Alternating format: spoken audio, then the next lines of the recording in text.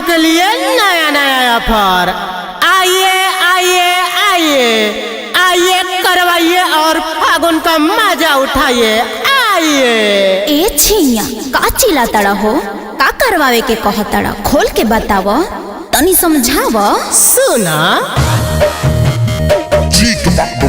का या होली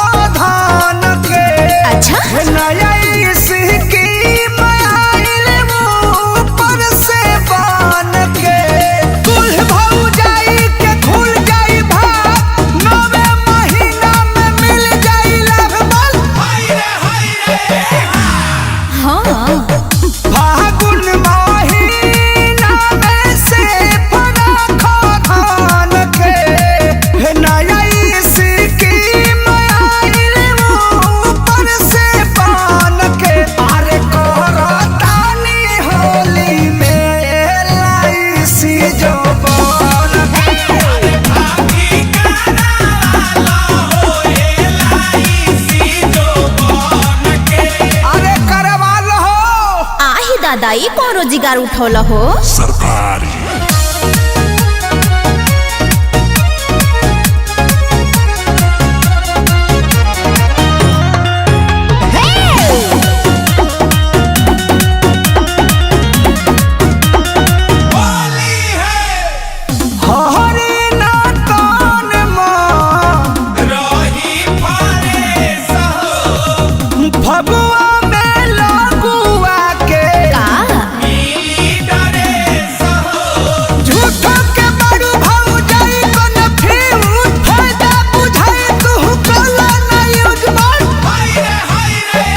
नमस्ते भाभी। हाँ नया नया ऑफर आइल बा 25 में, ठीके से देख लो लिखल बा इंग्लिश में।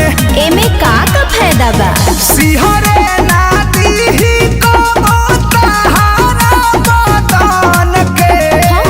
ढेर जानी सोचो बात सुनो धड़कन के। अरे करतानी होली में LIC जो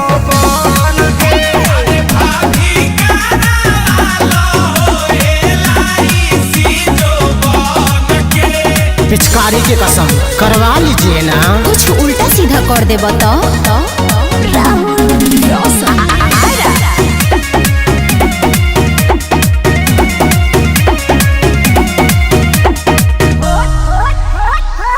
हो जाई भाभी हो काजी डिजिटल जवानी असर ना करी हो भगुआ के पानी।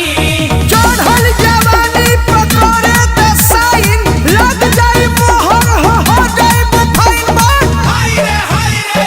एह नसीद बका फगुआ कइले हो शोध पर मोद एही साले होके निफिक्र देबू तू डाले। भौजी हो का हो ही राहुल सोनू संगम बात बुझी जाले मान के। रही नयास पियास मिट जाई तान के। अरे कहरतानी होली में LIC जो मान के।